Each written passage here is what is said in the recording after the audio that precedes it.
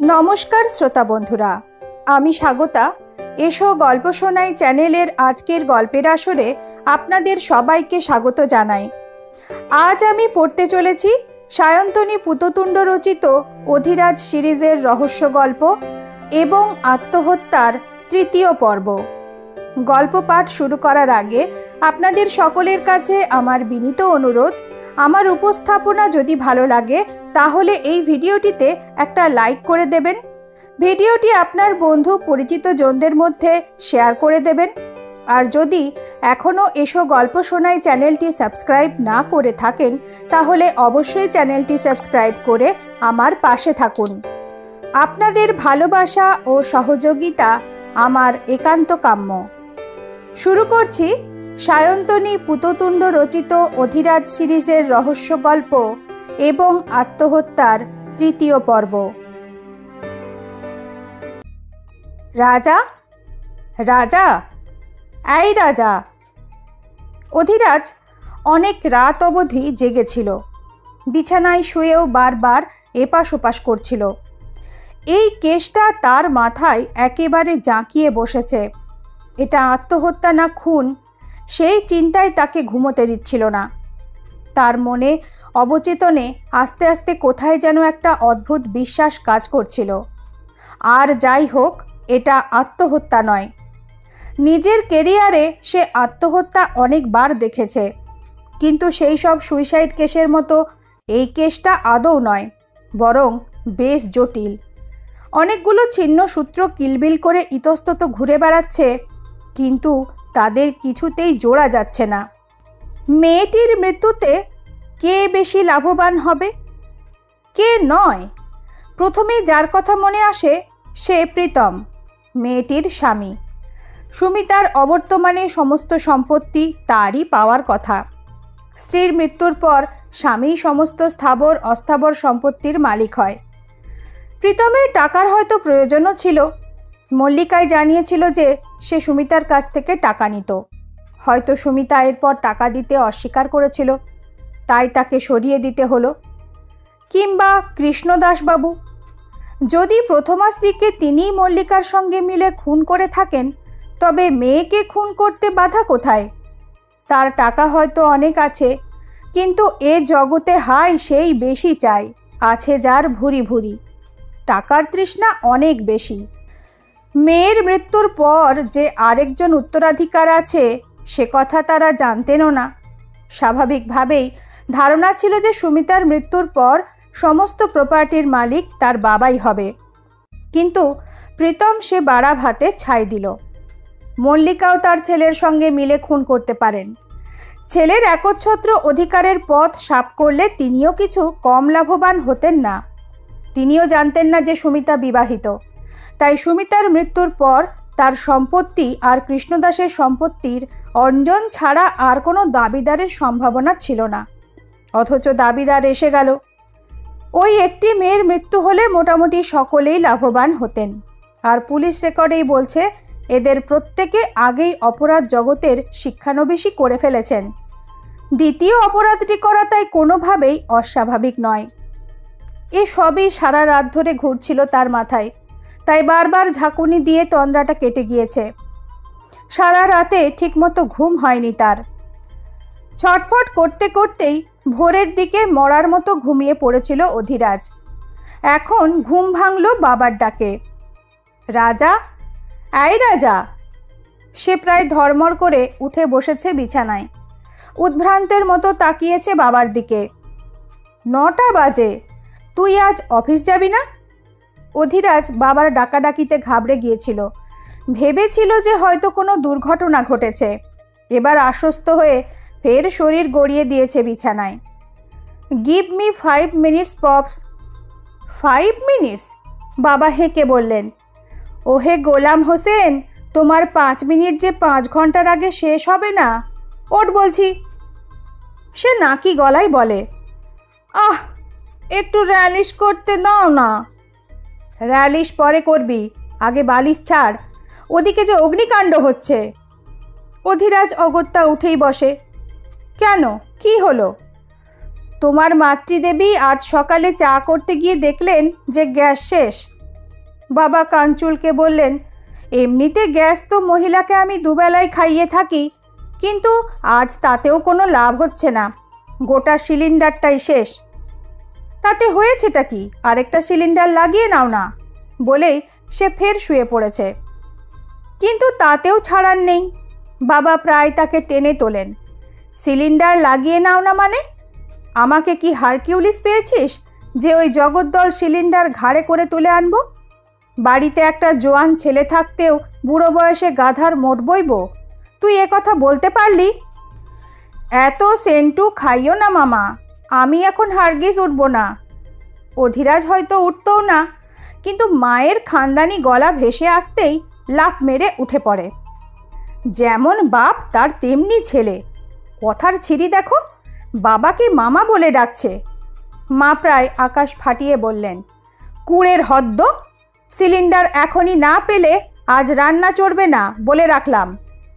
অগত্যা অধিরাজ উঠল, মানে উঠতেই হলো তাকে। পারলে তোর অফিসে একবার তোর মাকে নিয়ে যাস, বাবা বিড়বিড় করে বলেন। সব ক্রিমিনালদের সিধে করে দেবে এই মহিলা, স্বয়ং অফিসারের বাপও সিধে হচ্ছে। অধিরাজ একটা খোলা হাসি হেসে চলে গেল। এমনিতে আরেকটা সিলিন্ডার বাড়ির বারান্দাতেই মজুদ থাকে, কিন্তু রান্নাঘর থেকে বারান্দা বেশ কিছুটা দূরত্বে হওয়ার কারণে বাবার পক্ষে টেনে আনা একটু কষ্টকর। কোমরে বাতের ব্যথায় বেশ কষ্ট পাচ্ছিলেন, আর ভর্তি সিলিন্ডারের ওজন বেশ বেশি, তাই তার পক্ষে টেনে আনা সম্ভব নয়। অধিরাজ সিলিন্ডারটাকে দুহাতে ধরে অনায়াসে টেনে রান্নাঘরে নিয়ে আসে। তার পক্ষে এ কাজটা বিশেষ কঠিন নয়, রীতিমতো ডাম্বেল ভাজা হাত তার। যাক, এবার অন্তত চা পাওয়া যাবে। বাবা ডাইনিং রুমে জমিয়ে বসেছেন। তারপর, ইয়াং ম্যান, কেমন চলছে তোর কাজকর্ম? চলছে ঠিকঠাক। তোদের এই দোষ, সব কিছুতেই ঠিকঠাক বলা। বাবা ভ্রুকুটি করছেন।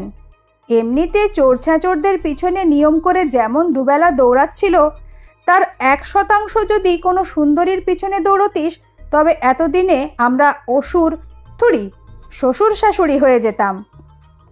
অধিরাজ মরিয়া দৃষ্টিপাত করে। Pops, not now please. Not now? তবে কখন? বয়স তো কম হলো না। এই তো একখানা দীর্ঘশ্বাস পড়ল। অফিসের মিস্টার সাহার ছেলের মেয়ের মুখে ভাতও হয়ে গেল।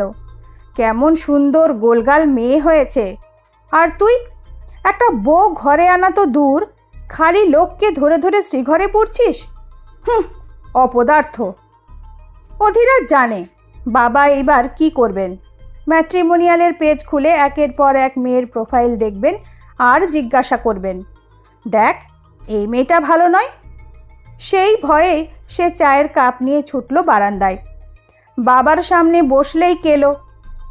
কিন্তু যেখানে বাঘের ভয় সেখানেই সন্ধে হয়। অধিরাজ বারান্দায় গিয়ে সবে গুছিয়ে বসেছে। নিউজ পেপারটা খুলে সবে হেডলাইনগুলোই চোখ বোলাতে যাবে, এমন সময়ে বাবাও পিছন পিছন গুটি গুটি পায়ে এসে হাজির। এই, সত্যি করে বল, তোর কোনো গার্লফ্রেন্ড আছে? বাবা, ওসব গোল গোল চোখ চোর ছেঁচোরদের দেখাস। বাবা বোধহয় আজ ভেবেই নিয়েছেন ব্যাপারটার হেস্তনেস্ত করে ছাড়বেন। কোনো প্রেমিকা টেমিকা আছে? অধিরাজ একবার কঠিন দৃষ্টিতে বাবাকে দেখে নেয়, পরক্ষণেই দীর্ঘশ্বাস ফেলে। না, বাবা আজ ছাড়বেন না ইস্যুটা। না, তবে তবে আবার কি? বাবা এবার তার প্রায় ঘাড়ের ওপর উঠে পড়েছেন। অফিস কলিগ কেউ আছে? সুন্দরী মহিলা অফিসারটার? সে কটমট করে তাকিয়েছে। এবার তার রাগ বেশ হিংস্র মূর্তি ধরেছে। ওকে ওকে। তিনি চলে যেতে যেতেও থমকে যান। রাজা, একটা কথা বলবি? কি? তুই কি গে? অধিরাজ প্রায় লাফিয়ে ওঠে। কি? না না, আজকাল আবার ছেলেদের বয়ফ্রেন্ডও থাকে কি না তাই জানতে চাচ্ছিলাম। Pops, are you crazy? সে রাগত স্বরে বলে। You are impossible, simply impossible. কথাটা বলতে বলতেই হঠাৎ তার চোখটা পড়ল বারান্দার মেঝের ওপর। সেখানে একটা গোল সাদা দাগ, তার পাশে একটা ঘষ্টানোর দাগ জলজল করছে।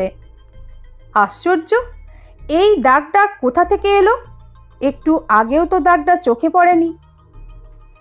অধিরাজ আপাতত বাবার দিকে একটা অগ্নিদৃষ্টি ছুড়ে দিয়ে আস্তে আস্তে উঠে এলো দাগটার কাছে। এই দাগটা অদ্ভুত চেনা চেনা লাগছে। সুমিতার ঘরে অবিকল এমন ঘষ্টানো দাগই ছিল, তবে সেটা আরও একটু বড়। এটা গোল আর ওটা চৌকো চৌকো দুটো ছোট ছোট ছাপ ছিল, কিন্তু জিনিসটা একই প্রজাতির। অধিরাজ হাঁটু গেড়ে বসে পড়েছে জিনিসটাকে দেখার জন্য। ঠিক সেই রকমই দাগ। আশ্চর্য! অজান্তেই তার মুখ থেকে ফের বেরিয়ে এলো সেই শব্দটাই, স্ট্রেঞ্জ। এতে স্ট্রেঞ্জের কি হলো? আজকাল যুগই তো এমন, ছেলেরা ছেলেদের সঙ্গে প্রেম করছে, মেয়েরা মেয়েদের সঙ্গে, তাই সন্দেহ হলো। বাবা? অধিরাজের মুখ কঠিন। এই দাগটা কিসের বলো তো? কোন দাগ? বাবা এগিয়ে এসেছেন। গোল দাগটা ভালো করে দেখে বললেন, ও এইটা? তুই এমন করে বললি ভাবলাম গর্জিলে বা ইয়েতি এসে বুঝি পায়ের ছাপ রেখে গেছে। ইয়ার কি নয়। অধিরাজের মুখ গম্ভীর। এ দাগটা আগে কখনো দেখেছ? দেখবো না কেন? এটা তো আর ডাকাতের ফুটপ্রিন্ট নয়। বাবা ফুট কাটলেন। এটা তো সিলিন্ডারটার দাগ। একটু আগে তুই তো টেনে সরালি, সেই টানার দাগ। আর এই গোল দাগটা? ওহ! অধিরাজ বিড়বিড় করে, এটা সিলিন্ডারটারই দাগ। ওটা এতদিন ধরে এখানে ছিল, তারই। তার মানে সে অসম্ভব উত্তেজিত হয়ে পড়ে। ছটফট করতে করতে বলে, তার মানে কিসের মানে? তার মানে এটা আত্মহত্যা নয়, প্রি প্ল্যান্ড মার্ডার। মাই গড, মাই গড! অধিরাজ প্রায় দৌড়ে ঢুকে যায় তার নিজের ঘরে। চায়ের কাপ পড়ে থাকে বারান্দার টেবিলেই। সে তুলে নিয়েছে মোবাইল, টকাটক ডায়াল করছে নম্বর। হ্যালো? হ্যাঁ, অর্ণব। অর্ণব তখন তৈরি হচ্ছিল অফিসে আসার জন্য। স্যারের উত্তেজিত গলা শুনে বেশ ঘাবড়ে গেল। স্যার? শোনো, তুমি অফিসে না এসে ডাইরেক্ট চলে যাও সান্যালদের বাড়িতে। দেখো কেউ যেন কোথাও না যেতে পারে। সবাইকেই বাড়িতে থাকতে বলবে। আমি ওয়ারেন্ট আর ফিঙ্গারপ্রিন্ট ফুটপ্রিন্টের জিনিসপত্র নিয়ে আধ ঘন্টার মধ্যে পৌঁছচ্ছি। আধ ঘন্টার মধ্যে? কিন্তু স্যার, আপনি তো 10টায় রিপোর্টিং টাইম দিয়েছিলেন। হ্যাঁ, কিন্তু কেসটা আর সেই জায়গায় নেই। সে উত্তেজিত কণ্ঠস্বরে বলে, এটা সুইসাইডাল কেসই নয়, পুরোপুরি মার্ডার কেস। কিন্তু অর্ণবের দ্বিধা কিছুতেই কাটে না। একজন প্রত্যক্ষদর্শী তো আছেন স্যার, তিনি কি তবে মিথ্যে বলছেন? না, সম্ভবত তিনি সত্যি কথাই বলেছেন। তবে স্যার, তিনি তো দেখেছেন মেয়েটি নিজেই লাফিয়ে পড়েছে। মেয়েটি নিজে লাফিয়ে পড়েনি অর্ণব। তনিমা ঠিক তাই দেখেছেন যা খুনি তাকে দেখাতে চেয়েছে। আমি বলছি এটা খুন, একদম ঠান্ডা মাথায় মার্ডার। কি করে, কেমন করে, সব পরে বলবো। তুমি তাড়াতাড়ি সান্যালদের বাড়ি পৌঁছে যাও, কেউ যেন ফসকে না যায়। Okay sir. অধিরাজ পাক্কা আধ ঘন্টার মধ্যেই সান্যালদের বাড়ি পৌঁছে গেল। সেখানে তখন চলছে ধুমধুমার কাণ্ড। মল্লিকা দেবী হাতের পায়ের ছাপ নেওয়া হবে শুনে চেঁচিয়ে বাড়ি মাথায় করছেন। হিস্টেরিয়ার রোগীর মতো তার হাবভাব। কৃষ্ণদাসবাবু লাফিয়ে ঝাঁপিয়ে একসা করছেন আর গর্জন করছেন, দেখে নেব, দেখে নেব। পেয়েছোটা কি? পুলিশ বলে যা খুশি তাই করবে? আমিও দেখে নেব, আমায় চেনে না। একটা আত্মহত্যার কেসে বাড়ির সবাইকে অহেতুক হ্যারাস করার ফল ভালো হবে না, দেখে নেব। অঞ্জন আর প্রীতম পাশাপাশি বসে রয়েছে, হাবভাব একজোড়া ভিজে বেড়ালের মতো। অধিরাজ ঘরে ঢুকতেই ভয়ার্ত দৃষ্টিতে এ ওর দিকে, ও এর দিকে তাকিয়ে নেয়। এদের মধ্যে আজ নতুন একজনকে চোখে পড়ল অধিরাজের। এ বাড়ির কাজের মাসিটাকে সে আগের দিন দেখেনি, আজ চোখে পড়ল। কম বয়সী, দোহারা চেহারা, একটু যেন সন্ত্রস্ত ভঙ্গিতে তাকালো অধিরাজের দিকে। ও ফুলকি স্যার, অর্ণব ফিসফিস করে বলে। ফুল টাইমের কাজের লোক, এ বাড়িতেই থাকে। সুমিতার দেখাশোনাও ওই করত। গতবার তো দেখিনি। ও ছিল না, 7 দিনের ছুটি নিয়ে দেশে গিয়েছিল, আজ সকালেই ফিরেছে। অধিরাজ ফুলকির দিক থেকে চোখ সরিয়ে নেয়। সুমিতার দেখাশোনা ওই তো করতো, তাই না?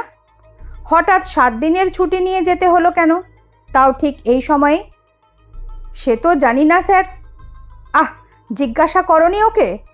অধিরাজ অধৈর্য স্বরে বলে, তোমার তো আগেই জেনে নেওয়া উচিত ছিল Arnab. What the hell? Arnab মুখ কাঁচুমাচু করে জানায়, জিজ্ঞাসা করেছিলাম স্যার, কিন্তু মেয়েটি বোবা ও কালা। অধিরাজ এবার নিজেই একটু অপ্রস্তুত হয়ে পড়ে। আস্তে আস্তে বলে, পুরো ব্যাপারটা অসাধারণভাবে প্রি প্ল্যান্ড অর্ণব, এতটাই সুপরিকল্পিত যে ভাবা যায় না। এমনকি মেয়েটির দেখাশোনা করার লোকটিও 7 দিনের জন্য দেশে গেল, ঠিক সেই 7 দিনেই এই কাণ্ড। স্যার বলছি, ওয়েট। সে এবার তার পিছনে ফিরে বাকি পুলিশ কর্মচারীদের নির্দেশ দেয়, come on, start your work, quick quick. হাত আর পা দুইয়ের ছাপই নেবেন, কিন্তু ভুল যেন না হয়। কৃষ্ণদাসবাবু চেঁচামেচি থামিয়ে কিছুক্ষণের জন্য বিহ্বল হয়ে অধিরাজের কাণ্ড দেখছিলেন। এবার তেড়ে ফুঁড়ে বললেন, আপনি ঠিক কি করতে চাইছেন অফিসার? এ তো রীতিমতো অপমান।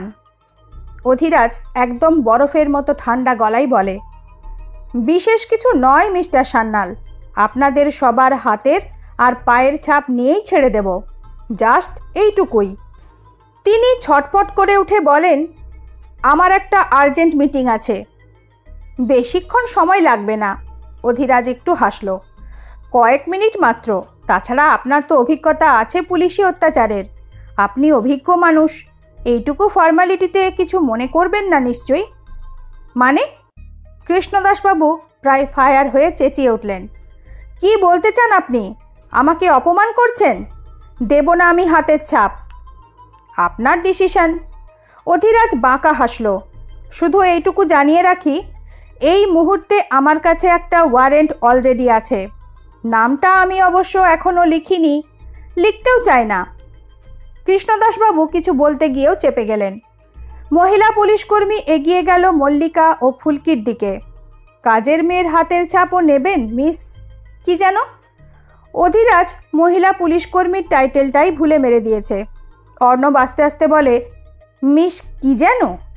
মহিলাটি কিন্তু বেশ ভালো, তার নামের এই অবস্থাতেও রাগলেন না, উল্টে হেসে বললেন, ওকে স্যার।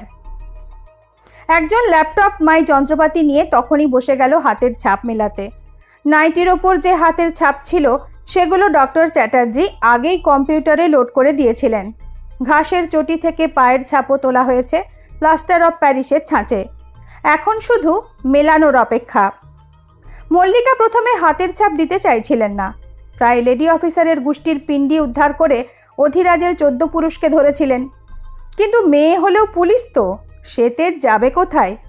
মহিলা মল্লিকার দিকে একটা ঠান্ডা দৃষ্টি নিক্ষেপ করে প্রায় জোর করেই 2 হাত চেপে ধরল আল্ট্রাসনিক সেন্সরের ওপর। কয়েক মুহূর্তের তার হাতের ছাপ আল্ট্রাসনিক সেন্সরের মাধ্যমে চলে এলো কম্পিউটারে। যে পুলিশকর্মী ল্যাপটপ নিয়ে বসেছিল তার দিকে উদ্বিগ্ন মুখে দেখল অধিরাজ। প্রসেসিং হচ্ছে স্যার, ইমেজ একটু পরেই মিলিয়ে দেখছি। পুলিশকর্মীটি হেসে বলে, বাকিগুলো আসুক। ওকে। অধিরাজ পুলিশি টোনে হেঁকে বলে, নেক্সট। এরপর ফুলকি এলো। ব্যাপারটা যে কি হচ্ছে বোধহয় বুঝতে পারছে না। অবাক হয়ে সেন্সরের দিকে তাকাতে তাকাতে নিজের হাতের ছাপ দিল। হাবা কালা মেয়েটার যে কৌতূহল হয়েছে তা তার মুখের দিকে তাকালে স্পষ্ট বোঝা যায়, কিন্তু বোধহয় সে নিজের মনের কথা বোঝাতে পারছে না। কিন্তু হাবে ভাবে পরিষ্কার কোনো কারণে ভয় পেয়েছে। ফুলকির পর প্রীতম। তার হাবভাব দেখলে মনে হয় আজ সে আরও বেশি গাঁজা খেয়ে বসে আছে। কেমন বোম ভোলানাথের মতো ঢুলতে ঢুলতে এসে হাতের ছাপ দিল। আজও ভীষণভাবে নাক টানছে। অধিরাজ আর চোখে লক্ষ্য করল, এই প্রচণ্ড গরমেও সে আজ ফুল শার্ট পরে এসেছে। হাতের ছাপ দিয়ে সে চলে যাচ্ছিল, হঠাৎ অধিরাজ তাকে পেছন দিয়ে ডাকে, প্রীতমবাবু যাবেন না, 1 মিনিট দাঁড়ান তো। সে দাঁড়িয়ে পড়ে ঘোলাটে চোখে তার দিকে তাকায়। একবার হাতের শার্টটা গোটাবেন প্লিজ। প্রীতম সভয়ে দেখল তার 2 চোখে মুহূর্তের মধ্যে ঘনিয়ে এসেছে ভয় আর জড়তা। বলল, আমি মানে। ভয় পাওয়ার কিছু নেই, জাস্ট আপনার হাতটা একটু দেখব। অঞ্জন এই কথাবার্তা শুনে একটু থমকে দাঁড়িয়েছিল। বোধহয় এগোবে কি এগোবে না ভাবছিল। অধিরাজ তার দিকে ঘুরে বলে, দাঁড়িয়ে রইলেন কেন অঞ্জনবাবু, হাতের ছাপটা দিয়ে দিন। তারপর ফের প্রীতমের দিকে ফিরেছে সে। কই, হাতটা একবার দেখালেন না? প্রীতম রীতিমতো ভ্যাবাচাকা খেয়ে শার্টের হাতা গোটায়। অর্ণবকে চোখের ইশারা করে অধিরাজ সেদিকেই দেখতে বলে। শার্টটা তুলতেই চোখে পড়ল ইঞ্জেকশনের দাগ। এক জায়গায় নয়, বেশ কয়েক জায়গায়। হয়তো এগুলো লুকোনোর জন্যই সে ফুল হাতা শার্ট পরে এসেছে। অর্ণব দেখে শুনে হাঁ হয়ে যাচ্ছিল। ছোট ছোট সূক্ষ্ম পিন ফোড়ার মতো দাগ, কয়েক জায়গায় অল্প অল্প রক্ত তখনও লেগে আছে। ঠিক আছে, অধিরাজ হেসে বলে, আপনি এখন যেতে পারেন। প্রীতম ছাড়া পেয়ে চলে গেল। দেখলে? হ্যাঁ স্যার। কি বুঝলে? আপনার আন্দাজ ঠিক স্যার, রীতিমতো জাত নেশাড়ু। ওর ফুলহাতা দেখেই মনে হয়েছিল। অধিরাজ আস্তে আস্তেই বলে, তবে এই নেশায় ইনি তেমন পুরনো পাপী নন, অন্তত সিরিঞ্জে তো ননই। বুঝলেন কি করে স্যার? শুকিয়ে থাকা রক্ত দেখে। সিরিঞ্জটা বেশ কয়েকবার ভুল জায়গায় ফুটিয়েছেন মহারাজ, সঠিক জায়গায় পড়তে সময় লেগেছে। পাকা লোক হলে এমন হতো না। তাছাড়া পাকা নেশাড়ুদের ব্লাড ট্রেস খুব একটা থাকে না। সদ্য নেশা ধরলে প্রথমে প্রথমে এমন হয়। অধিরাজ বলে, এক রাতেই নাসাল নেশা থেকে ডাইরেক্ট সিরিঞ্জে পৌঁছেছেন। এর থেকে দুটো জিনিস বোঝা যায়। কি? হয় স্ত্রীর মৃত্যুতে খুব জোর শক পেয়েছেন, শুকে শুকে নেশা আর হচ্ছে না, তাই অসহ্য শককে সামলানোর জন্য গভীর দুঃখে সিরিঞ্জের বশবর্তী হয়েছেন। নয়তো সম্প্রতি টাকা ছড়ানোর খুব শখ হয়েছে বাবুর, স্ত্রীর পয়সা আসছে ভেবে খুব নিশ্চিন্তে দামি নেশার দিকে ঝুঁকেছেন। সে বিড়বিড় করে বলে, আমি পাপি তাপি লোক বলেই আমার দ্বিতীয় সম্ভাবনাটা আগেই মাথায় আসে। অঞ্জনের পরে কৃষ্ণদাসবাবু প্রায় খ্যাপা ষাঁড়ের মতো লাল চোখ করে তাকাতে তাকাতে হাতের ছাপ দিলেন। অর্ণবের ভয় ছিল এই লোকটি ঝামেলা বাঁধাতে পারেন, কিন্তু শেষ পর্যন্ত কোনো ঝামেলা হলো না। এবার ফুটপ্রিন্ট। অধিরাজ বলে, বেশি ঝামেলা করব না, জাস্ট প্লাস্টার ক্লাসটা এনে মিলিয়ে নিলেই হবে। সবার দরকারও নেই, শুধু মল্লিকা দেবী আর অঞ্জনবাবু আপনারা একটু মিলিয়ে নিন, তাহলেই হবে। আমি বুঝতে পারছি না যে এগুলো কেন হচ্ছে। কৃষ্ণদাসবাবু ফেটে পড়েন। আমি জানতে পারি আত্মহত্যার কেসে এত হ্যারাসমেন্ট কেন? জানতে পারেন মিস্টার সান্যাল, অধিরাজ শান্তভাবেই বলে, কারণ এটা আত্মহত্যাই নয়, শুধু জিনিসটাকে সাজানো হয়েছে আত্মহত্যার মতো। কি করে বলতে পারেন আপনি? কেউ দেখেছে যে মিতাকে কেউ ঠেলে ফেলে দিয়েছে ওপর থেকে? বরং তার উল্টোটাই দেখেছে। তাহলে কি করে বলছেন? অধিরাজ একটা দীর্ঘশ্বাস ফেলে। তার খুনের বৃত্তান্তটা এখনই বলার ইচ্ছে ছিল না, কিন্তু না বলেও উপায় নেই। একের পর এক প্রশ্ন আর ক্ষোভের মুখে পড়তেই হবে। কেউ দেখেনি, কিন্তু যেটা দেখেছে সেটাও সঠিক নয়। অধিরাজ ধীর গলায় বলল, খুনটা কিভাবে হয়েছে সেটা আমি বুঝতে পেরেছি। আপনারা কেউ আন্দাজ করতে পারবেন? সব চোখের সামনেই আছে আপনাদের। সবাই সবার দিকে চোখ চাওয়াচাই করে। প্রীতম বোধহয় কিছু বলতে গিয়েও থেমে যায়। বাদবাকিরা নিশ্চুপ। আপনারা সুমিতা দেবীর ঘরে অস্বাভাবিক কিছু লক্ষ্য করেননি? এমন কিছু যার পরিবর্তন হয়েছে, যা চেঞ্জড হয়েছে? এসব কি হেয়ালি অফিসার? কৃষ্ণদাসবাবু অত্যন্ত বিরক্ত হয়ে বলেন, আমার একটা জরুরি মিটিং আছে, আমার লেট হচ্ছে আর আপনি হেয়ালি করছেন? সে একটা শ্বাস টানে। অদ্ভুত ব্যাপার, আপনাদের কারুর চোখে পড়ল না, অথচ আপনাদের চোখে পড়াটাই সবচেয়ে স্বাভাবিক ছিল। তারপর একটু থেমে বলে, ঠিক আছে, বলছি কিভাবে খুনটা হলো। তার দিকে বাড়ির সব সদস্যই ফ্যালফ্যাল করে তাকিয়ে আছেন। অঞ্জন নিঃশ্বাস বন্ধ করে তাকিয়ে। প্রীতমের অ্যাডামস আপেল নড়ে চড়ে উঠছে। কৃষ্ণদাসবাবু যেন তখনও খুন শব্দটাকে বিশ্বাস করতে পারছেন না। মল্লিকার চোখ বিস্ফারিত। খুনি অসম্ভব চালাক, এত পরিষ্কারভাবে খুনটা করেছে যে কেউ এটাকে খুন বলে ধরতেই পারত না। সে একটু থামল। আমিও আত্মহত্যাই ভাবতাম, কিন্তু অতি বড় চালাকও কখনো কখনো ভুল করে বসে। খুনি 3টে ভুল করে বসেছিল। প্রথমত, মেঝের ওপর ওই সাদা দাগটা আর ঘষ্টানোর চিহ্নটা তার কোনোভাবে লুকিয়ে ফেলা বা ঢেকে দেওয়া উচিত ছিল। দ্বিতীয়ত, তার দেখা উচিত ছিল যে সুমিতা দেবী তার চটিজোড়া খুলে রেখে গিয়েছেন। তৃতীয়ত, তার রেলিং থেকে সমস্ত ফিঙ্গারপ্রিন্ট উড়িয়ে দেওয়া উচিত হয়নি। সে একটু থেমে আরেকবার উপস্থিত সবার দিকে তাকিয়ে নিল। সবাই নির্বাক দর্শকের মতো তাকিয়ে আছে, যেন পাথরের মূর্তি। সব যেন প্রস্তরীভূত, কারোর মুখে কোনো কথা নেই। খুনি বিশেষ কিছুই করেনি, কিছু করার দরকার ছিল না তার। এমন মোক্ষম প্ল্যান করেছিল যে ফসকানোর উপায় ছিল না। সে শুধু সুমিতা দেবীর মৃত্যুর কয়েকদিন আগে থেকেই সুমিতা দেবী ঘুমিয়ে পড়লে তার নাইটি, চোখের চশমা পরে আর হাতে লাঠি নিয়ে ব্যালকনির রেলিংয়ে উঠে দাঁড়িয়ে আত্মহত্যার ভান করত। সানগ্লাস আসলে ক্যামোফ্লেজের একটা অংশ। সানগ্লাস মুখের অনেকটা অংশ ঢেকে রাখে বলেই ওটার প্রয়োজন হতো। আরও একটা সুবিধা ছিল, চোখে চশমা ছিল বলেই উল্টো দিকের তনিমা দেবীর বুঝতে অসুবিধে হয়নি যে ব্যালকনিতে যে মেয়েটি এসে দাঁড়ায় সে সান্যাল ফ্যামিলির অন্ধ মেয়েটিই বটে। খুনি আগেই লক্ষ্য করেছিল যে ভদ্রমহিলা অনেক রাত অবধি বারান্দায় থাকেন। তাই প্রথমে তাকে কনভিন্স করালো যে এই মেয়েটি আত্মহত্যা করতে চায়। তনিমা দেবী বুঝলেনও না যে পুরোটাই আসলে নাটক, কিন্তু শেষ 3টা নাটক ছিল না। তবে কিভাবে অমন ঘটে গেল? এই দিনটার প্রস্তুতি খুনি 7 দিন ধরে নিচ্ছিল। সুমিতার খেয়াল যে রাখত সেই ফুলকিও দেশের বাড়ি গেছে। সে ফিরে আসার আগেই সব করতে হবে, এই সুবর্ণ সুযোগ। খুনি বিশেষ কিছুই করেনি, স্রেফ খাটটাকে ঘুরিয়ে দিয়েছিল একেবারে ব্যালকনির মুখোমুখি। তার আগের দিন ব্যালকনির রেলিংয়ে স্ক্রুগুলোকে ঢিলে করে রেখেছিল। খাটটা যেদিকে ছিল একেবারে ঠিক তার উল্টো ডিরেকশনে ঘুরে গেল। খাটটা টেনে সরাবার সময়ে ঘষ্টানোর দাগটা পড়েছিল, আর ছোট্ট ছোট্ট চারকোনা দাগগুলো পায়ার দাগ। ওই দাগ অনুযায়ী খাটটা আগে ছিল টয়লেটের একদম মুখোমুখি, অর্থাৎ উঠে দাঁড়ালেই সামনে টয়লেট। কিন্তু সুমিতা জানতেন না যে খাটটা ঘুরে গিয়েছে।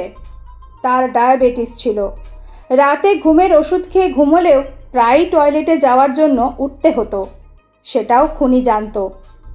সেদিনও সুমিতা ঘুম থেকে উঠে টয়লেটের দিকে চললেন। তার হিসাব মতো টয়লেট একেবারে বিছানার সোজাসুজি। তিনি তো আর দেখতে পেতেন না, অতএব আন্দাজ আর অনুভূতির ওপর নির্ভর করেই তাকে চলতে হতো। ওদিকে খাটটা ঘুরে যাওয়ার ফলে টয়লেট নয়, ব্যালকনি হলো সোজাসুজি। পা গুনে গুনে ব্যালকনির দরজার সামনে এসে থেমে গেলেন সুমিতা। খুলে রাখলেন ঘাসের চটি। তিনি টয়লেটে যাচ্ছেন, ঘাসের জুতো পরে ঢুকলে জুতোটা ভিজে যেতে পারে, তাই জুতো খুলে রেখে এগিয়ে গেলেন। একটু এগিয়ে যেতেই পড়ল রেলিং। তিনি এগোতে গেলেন। রেলিংটা আগেই নড়বড়ে করে রাখা হয়েছিল। তার দেহের চাপে একেবারে ভেঙে পড়ল নিচে, সঙ্গে সঙ্গে সুমিতাও। ব্যাস, তারপরের ঘটনা আপনারা জানেন। আর বেচারি তনিমা দেবী এই প্রি প্ল্যান মার্ডার দেখে ভাবলেন যে মেয়েটা শেষমেশ আত্মহত্যাই করল। অধিরাজ এইটুকু বলে থেমে গেল। একবার সব ফ্যাকাশে মুখগুলোর দিকে তাকিয়ে বলল, এর থেকে একটা জিনিস পরিষ্কার, খুনি বাইরের লোক হতেই পারে না। সে একটু থেমে বলে, আমরা ভিকটিমের নাইটি ও ঘাসের চটি থেকে কিছু ফিঙ্গারপ্রিন্ট ও ফুটপ্রিন্ট পেয়েছি। সম্ভবত খুনি যখন সুমিতা দেবীর ছদ্মবেশ নিয়ে নাটক করছিল তখনই তার ফিঙ্গারপ্রিন্ট ও ফুটপ্রিন্ট এসে যায়। আর আপনার সন্দেহ যে আমরাই এ কাজ করেছি? কৃষ্ণদাসবাবু ফের লাফিয়ে উঠেছেন। যখন আমরা কেউ ঘরেই ছিলাম না তখন কি করে? খুন করার জন্য ঘরে থাকার কি প্রয়োজন মিস্টার সান্যাল? অধিরাজের কণ্ঠস্বর শান্ত। কে বলতে পারে যে খাটটা আপনি ঘুরিয়ে দেননি, রেলিংয়ে স্ক্রুগুলো ঢিলে করে রাখেননি, তারপর মিটিংয়ের নাম করে চলে গিয়েছেন যাতে কেউ আপনাকে সন্দেহ না করতে পারে? আমি ভদ্রলোক কেমন যেন থতমত খেয়ে গিয়েছেন। প্রথমে কি বলবেন কিছু ভেবে পেলেন না। কোনো মতে স্খলিত গলায় বললেন, আমি নিজের মেয়েকে। Please cooperate with us. Adhiraj কনস্টেবলকে ইশারা করে। কনস্টেবল এগিয়ে গিয়ে পায়ের ছাপশুদ্ধ প্লাস্টার কাজটা নিয়ে এসেছে। ম্যাডাম, একটু কষ্ট করতে হবে। অধিরাজ কিছু বলার আগেই ভদ্রমহিলা পায়ের ছাপ দেওয়ার জন্য প্রস্তুত হয়েছেন। হয়তো বুঝতে পেরেছেন যে এখন ঝামেলা করে লাভ নেই, তাই নিতান্তই লক্ষ্মী মেয়ের মতো পায়ের ছাপ দিয়ে দিলেন। না স্যার, ম্যাচ হচ্ছে না। কনস্টেবল মাথা নাড়ছে, ওনার পা ছোট। ঠিক আছে অঞ্জনবাবু। সে অঞ্জনের ওপর উজ্জ্বল দৃষ্টি ফেলে। আপনি? অঞ্জন বিনা বাক্যব্যয়ে পা এগিয়ে দেয়। অধিরাজ লক্ষ্য করল কনস্টেবল তার পায়ের ছাপের সঙ্গে মিলিয়ে নিতে নিতে বেশ চঞ্চল হয়ে উঠেছে। মিলছে স্যার। সে প্লাস্টার ক্লাসটা সরিয়ে নিয়েছে। এনার পাই।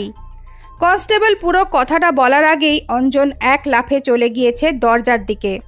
অধিরাজ বিদ্যুৎ গতিতে স্প্রিংয়ের মতো ছিটকে এসে আটকে দাঁড়িয়েছে তার পথ। কনস্টেবলের মুখভঙ্গি দেখেই সে বুঝে গিয়েছিল যে এই পায়ের ছাপটা মিলবে, আর তার পরের ঘটনার জন্য প্রস্তুত ছিল। কোথায় যাচ্ছেন? অধিরাজের মুখে আলতো হাসি। ৮২ শিক্ষার একটা হাতে অঞ্জনকে বিড়াল ছানার মতো তুলে ধরেছে শূন্যে। সবে তো কলির সন্ধে, মামাবাড়ি যেতে হবে না? মামাবাড়ি? অঞ্জন আরও কিছু বলতে যাচ্ছিল, কিন্তু তার আগেই আরেক পুলিশকর্মী এসে ঢুকেছেন। ইনি এতক্ষণ ফিঙ্গারপ্রিন্ট ম্যাচ করে দেখছিলেন।